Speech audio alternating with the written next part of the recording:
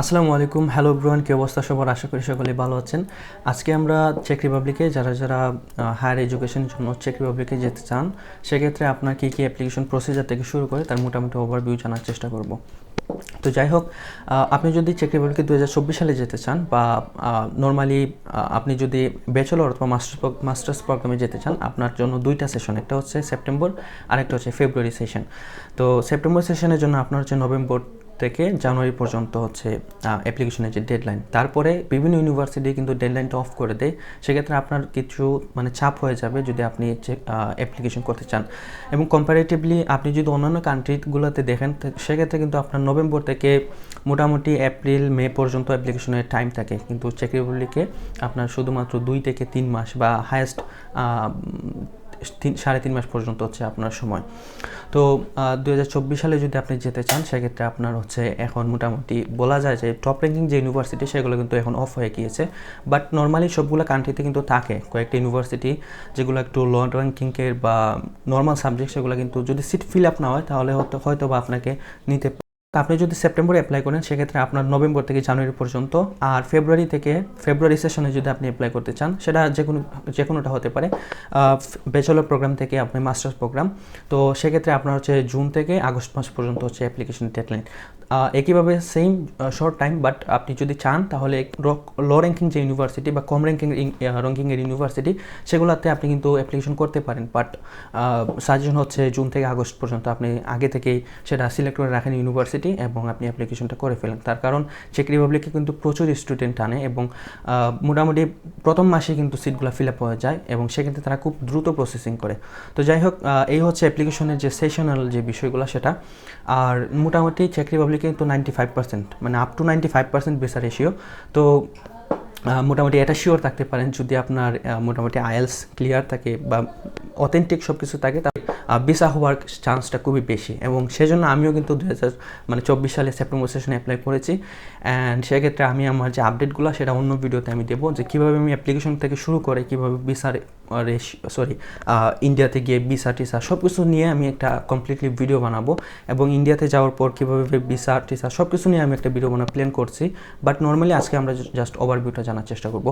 তো এই হচ্ছে অ্যাপ্লিকেশনের টাইম। আচ্ছা, আমরা এখন একটু কম্পিউটার স্ক্রিনে দেখে ফেলি। ওয়েবসাইটের লিঙ্ক কিন্তু এই ভিডিও ডেসক্রিপশন বক্সে থাকবে। তো যাই হোক, এটা হচ্ছে সেই ওয়েবসাইট, এখান থেকে আপনি আসতে পারেন। বিভিন্ন ওয়েবসাইট আছে, বাট এটা হচ্ছে একটা অথেন্টিক ওয়েবসাইট এবং যেটা হচ্ছে ওনাদের অফিসিয়াল ওয়েবসাইট। তো এটাতে আসি আমরা।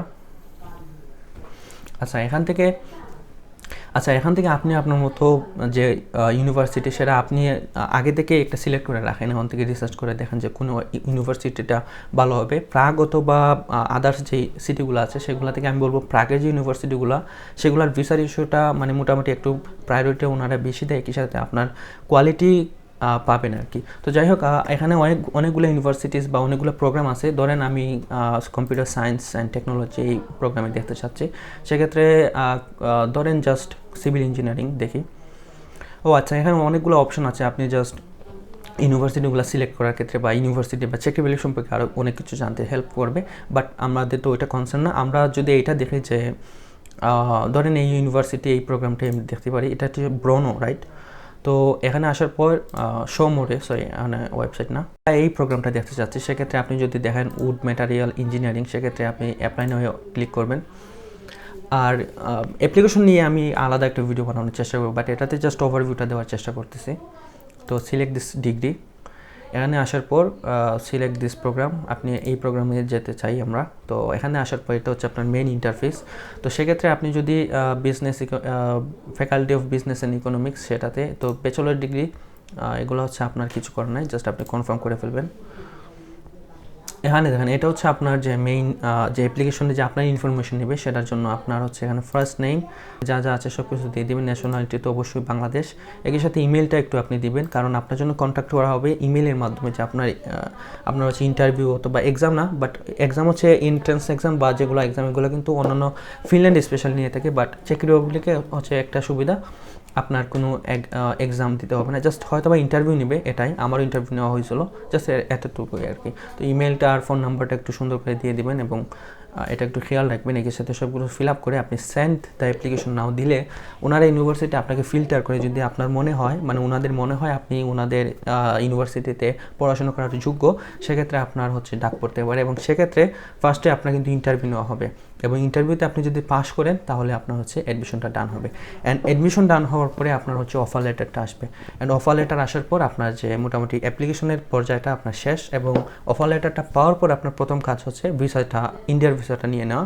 কারণ এটা তো আর জানেনই যে চেক রিপাবলিকের এম্বাসি সেটা বাংলাদেশে নাই, সেটার জন্য আপনার যেতে হবে হচ্ছে নিউ দিল্লিতে।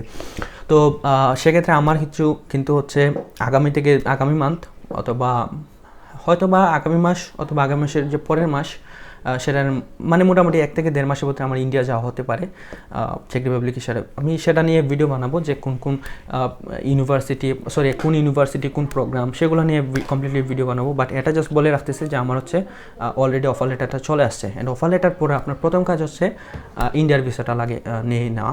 অ্যান্ড সেক্ষেত্রে আপনি হচ্ছে ডাবল এন্ট্রি অথবা মোটামুটি টুরিস্ট ভিসা, যে কোনো ভিসা নিয়ে নেন, জাস্ট আপনার হচ্ছে ভিসাটা যাতে আপনি পান। কারণ অনেকে হচ্ছে যে আমি দেখেছি ওনারা এম্বাসি ডেট নিয়ে নিয়েছে বাট ইন্ডিয়ার ভিসাটা পায় নাই, সেক্ষেত্রে ওনাদের এম্বাসি ডেটটা পার হয়ে গেছে বাট ইন্ডিয়ার ভিসায় ওনারা পায় নাই। অ্যান্ড এটা কিন্তু আমার খুব ক্লোজ বাই ব্রাদারের সাথে হয়েছে, আমার বড় ভাই ওনার সাথে হয়েছিল। সো সেক্ষেত্রে আমি বলবো যে ইন্ডিয়ার ভিসাটা নিয়ে খুবই কনসার্ন থাকবেন, এবং ইন্ডিয়ার ভিসাটা এনিহাও আপনি নিয়ে রাখবেন, মানে জাস্ট ওই ডেডলাইনটা একটু ক্যালকুলেশন করে। তো তারপরে হচ্ছে আপনার যে কাজ সেটা হচ্ছে যে ব্যাংক যে আপনার লিভিং কস্টটা শো করবেন, ব্যাংক স্টেটমেন্ট, সেটাও আপনি রেডি করে ফেলবেন। সেক্ষেত্রে আপনি জাস্ট একবারই টাকা না দিয়ে আপনি ধরেন 50,000 60,000 এভাবে জাস্ট ওনাদেরকে অথেন্টিকেশন দেখানোর জন্য বা অথেন্টিক ব্যাংক অ্যাকাউন্ট বা আপনার যে স্পন্সর তার যে অথেন্টিক ইনকাম সোর্স সেটা শো করার জন্য আপনি চাইলে এই ট্রিক্সটা ফলো করতে পারেন। 50,000 বা 1 লাখ করে আপনি মোটামুটি 10 থেকে 12 লাখ টাকা বা আরও কম হলেও হবে, জাস্ট বাট আমি বলবো সেফ থাকার জন্য 10 লাখ আশেপাশে আপনি ব্যাংক স্টেটমেন্টটা রেডি করেন।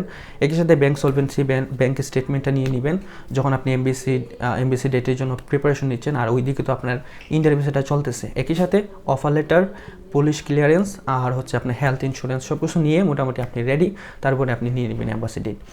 অ্যান্ড এম্বাসি ডেট নেওয়ার পরে আপনি হচ্ছে চলে যাবেন নিউ দিল্লিতে। অ্যান্ড সেখানে গিয়ে আপনি প্রথমে হচ্ছে আপনাকে হতে পারে জাস্ট আপনার কোনো ইন্টারভিউ নেবে না, মানে এম্বাসির যে ইন্টারভিউ সেটা নেবে না, আপনাকে জাস্ট ফাইলটা দেখে দিতে পারে। তারপরে আপনাকে জাস্ট বলবে ওকে আপনি চলে আসেন বাংলাদেশে। তারপরে আপনাকে সেকেন্ডবার ডাকতে পারে জাস্ট ইন্টারভিউর জন্য, যদি ওনাদের ডাউট হয় যে বা কোনো ইন্টারভিউ জানার ওনাদের প্রয়োজন হয়, সেক্ষেত্রে আপনাকে হচ্ছে ডাকতে পারে সেকেন্ড টাইমের জন্য। অ্যান্ড সেক্ষেত্রে আপনার ইন্টারভিউ নেওয়ার পরে আরও 1 থেকে 1.5 মাস ওয়েট করতে হবে। মোটামুটি আপনার আগস্ট চলে আসবে এই সেকেন্ড ইন্টারভিউর পরে, সেপ্টেম্বরে তো ফ্লাইট হবে। তো এই হচ্ছে মোটামুটি ইনফরমেশন। আচ্ছা, আইএলসের ক্ষেত্রে যে বিষয়টা সেটা হচ্ছে আমার অনেক আগে বলার কথা ছিল বাট বলা হয়নি। যাই হোক, আইএলস আপনার হচ্ছে 6.5 হচ্ছে স্ট্যান্ডার্ড পয়েন্ট, যেটা অন্যান্য কান্ট্রিগুলোতেও আপনার জন্য স্ট্যান্ডার্ড, বা 6 হলেও আপনি অ্যাপ্লিকেশন করতে পারেন। সেক্ষেত্রে আপনি টপ র্যাঙ্কিং ইউনিভার্সিটিগুলোই পাবেন, টপ সাবজেক্টগুলোই পাবেন। বাট এরপরে যদি আমরা 5.5 হয়, সেক্ষেত্রে অন্যান্য লো র্যাঙ্কিং বা কম র্যাঙ্কিংয়ের যে ইউনিভার্সিটি সেগুলোতে, বা আপনি হয়তো বা ভালো একটা সাবজেক্ট পাবেন না বাট যেতে পারবেন। জাস্ট আপনার যদি ইউরোপে ঢোকার প্ল্যান থাকে তাহলে আপনার এটা কিন্তু করতে পারেন। এবং এটা কিন্তু সবগুলো কান্ট্রিতেই আছে এরকম কিছু ইউনিভার্সিটি যেগুলো বা কলেজ টাইপের যেগুলো হচ্ছে এগুলো অ্যালাউ করে। তো এই হচ্ছে মোটামুটি যে ওভারভিউ। আর যদি কস্টিংয়ের বিষয়টা বলি, সেক্ষেত্রে আপনি অন্যান্য কান্ট্রিতে যেতে চান, সেক্ষেত্রে কিন্তু চেক রিপাবলিকটা অনেকটা হচ্ছে আপনার হচ্ছে কম্পারেটিভলি কিন্তু অনেক কম এক্সপেন্সিভ। এটা আসলে নির্ভর করে আপনার কোন ইউনিভার্সিটি, কোন সাবজেক্টে আপনি যেতে চাচ্ছেন সেক্ষেত্রে। বাট আমি যতটুকু দেখলাম সবগুলো রিসার্চ করে, অ্যান্ড আমিও তো অ্যাপ্লিকেশন করেছি, সেক্ষেত্রে আমি অনেকগুলো রিসার্চ করেছিলাম। আমি বলতে পারি যে আপনার যদি ভালো একটা সাবজেক্ট হয় এবং ভালো একটা ইউনিভার্সিটি হয়, টপ র্যাঙ্কিং যে ইউনিভার্সিটি প্রাগের, সেক্ষেত্রে আপনার হায়েস্ট 10 থেকে 12 লাখ টাকা আপনার A to Z হতে পারে খরচ। তো এই হচ্ছে এন্টায়ারলি আমি বললাম চাচা। তো আশা করতেছি আপনাদের ভালো লাগছে এই ভিডিওটা। যাই হোক, এটাতে জাস্ট ওভারভিউ বললাম। সেক্ষেত্রে পরবর্তী ভিডিওসগুলো আসবে যে আমি কোন ইউনিভার্সিটি অ্যাপ্লাই করেছি, কোন সাবজেক্ট কীভাবে অ্যাপ্লাই করছি, তারপরে আমার হচ্ছে এখন মোটামুটি অফার লেটারটা চলে আসছে, তারপরে আমি কীভাবে কী রেডি করে আমি ইন্ডিয়াতে যাব, সেগুলো নিয়ে এন্টায়ারলি সব কিছু নিয়ে আলোচনা করব। এবং মোটামুটি মোটামুটি এই বিষয়ে একটা গাইডলাইন পেয়ে যাবেন চেক রিপাবলিকের ক্ষেত্রে, হোক আপনি ব্যাচেলর এবং মাস্টার্সে, যদিও আমি ব্যাচেলরে যেতে চাচ্ছি। তো যাই হোক, আশা করি ভিডিওটা ভালো লাগছে। সাবস্ক্রাইব করে ফেলেন, কারণ এই ধরনের অনেকগুলো ভিডিওস আসবে এই রেগুলারলি চ্যানেলে। তো দেখা হচ্ছে পরবর্তী ভিডিওতে। আসসালামু আলাইকুম, টাটা।